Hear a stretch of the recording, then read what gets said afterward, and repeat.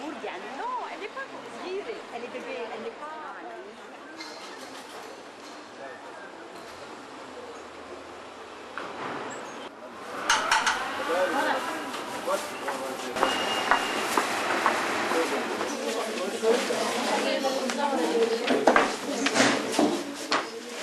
C'est un acte qui isole. L'écrivain est seul, avec les mots, devant une feuille blanche. Maintenant, c'est surtout devant son écran. Qui a été un danger pendant toute l'histoire européenne. Bonjour, Monsieur Gürsel. Bonjour. Les Européens se demandent si la Turquie est vraiment un pays laïque et si elle mérite d'être intégrée au sein de l'Union européenne. Que répondez-vous? Écoutez, moi je suis un fervent partisan de l'intégration de mon pays dans l'Union européenne. Maintenant, avec ce procès, j'ai quand même un point d'interrogation. Est-ce qu'il n'y aurait pas en Turquie une dérive vers un régime beaucoup plus autoritaire, ce qui ne serait pas évidemment compatible avec ce désir d'Europe que la Turquie manifeste. Mais j'espère que mon procès est un accident de parcours. Mais je crois que l'Europe a raison de se poser des questions, car la Turquie n'est peut-être pas prête aujourd'hui pour entrer dans l'Europe. Y aurait-il pas aussi une responsabilité de l'Union européenne, ou des Européens plutôt, dans le sens que quand on parle aux Turcs, souvent on sent qu'ils se sentent méprisés par les Européens et ils parlent d'un club chrétien. Oui, je crois que ce rejet est mal vécu du côté des Turcs, car ça touche quand même quelque part leur fierté nationale. Je suis contre le nationalisme, mais cela fait longtemps que la Turquie frappe à la porte de l'Union européenne et on trouve toujours des prétextes pour justifier un discours, disons, de rejet, comme c'est le cas en ce moment, par exemple, avec Mme Merkel et avec M. Sarkozy. La Turquie est un pays musulman. Mais si la Turquie partage les valeurs européennes, ce serait un enrichissement pour l'Europe de l'avoir en son sein. Mais cela est difficile à admettre pour les Européens. Ils ne le disent pas. Mais la candidature de la Turquie renvoie à l'Europe sa propre image. C'est-à-dire l'Europe affirme son identité et rejette l'autre en la personne de la Turquie. Mais il faut qu'il y ait une réconciliation.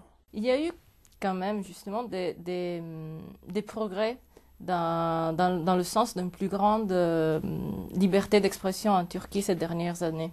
Récemment, il y a eu la restauration de la nationalité du poète Nazım Hikmet. Et l'année dernière, le célèbre article 301 qui sanctionne le dénigrement de la nation turque a été réformé. Mais il y a certains individus et certaines organisations qui dénoncent des simples changements cosmétiques. Êtes-vous d'accord avec cette interprétation? Écoutez, en tout cas, vous avez bien fait d'évoquer aussi le cas de Nazım Hikmet, un des plus grands poètes turcs du XXe siècle. La Turquie avait commis une grande injustice envers ce grand poète en le mettant en prison pendant plus de 16 ans et puis en le forçant à l'exil. Et il est mort en 1963 à Moscou. Donc notre Premier ministre qui a déclaré récemment que Nazım Hikmet a été réhabilité, a dit aussi que la Turquie n'était plus un pays qui jugeait ses écrivains. Et j'étais évidemment un des premiers à m'en réjouir. Et alors, ce procès, c'est un démenti évident à son discours. Mais, alors vous avez dit que c'est cosmétique, ce sont des petites touches, peut-être, mais tant mieux, il faut encore aller plus loin dans la démocratisation de la Turquie. Et sans la perspective européenne, ça ne va pas être possible. Vous êtes parmi les signataires de la lettre d'excuses aux Arméniens qui a été rédigé par un groupe d'intellectuels turcs. Or, il y a des gens qui critiquent cette lettre parce qu'il n'y a pas le mot génocide. Écoutez, moi je pense que la Turquie doit faire un vrai travail de mémoire. En ce qui concerne donc cette pétition que j'ai signée, je pense que c'est une bonne chose parce que ça a fait bouger les tabous. Voilà, les tabous.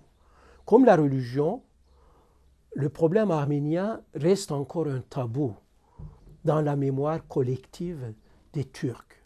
Pareil pour la question kurde. Il y a encore une dizaine d'années, on ne pouvait pas parler de cela. On ne pouvait même pas prononcer le nom de Kurde. Maintenant, le président de la République, Abdullah Gül, dit que la question kurde est la question la plus importante de notre pays. Donc il y a, si vous voulez, une évolution indéniable. Vous sentez-vous en exil?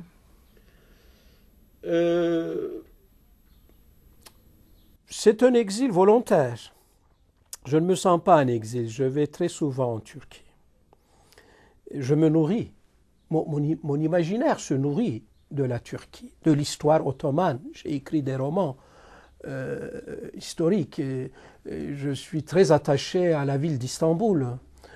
Mais il fut une époque, c'est-à-dire très précisément après le coup d'État militaire du 12 septembre 1980, donc il fut une époque où je n'ai pas pu rentrer dans mon pays pendant 3 ans. Alors là, j'étais vraiment en exil. Et c'est pour cela que j'ai écrit un livre qui s'appelle Le Dernier Tramway, et dans lequel j'ai exprimé, disons, le sentiment d'un écrivain turc en exil, son errance, son attachement à la patrie, à la ville, à sa ville, etc. Maintenant, je ne me sens pas en exil. Je dis toujours que, métaphoriquement, je suis peut-être aussi comme le pont sur le Bosphore qui ne relie pas seulement les deux rives, la rive asiatique et la rive européenne, mais aussi les hommes et les cultures. Et je crois que c'est ça le rôle de l'écrivain, car la littérature est universelle, elle rapproche les hommes entre eux.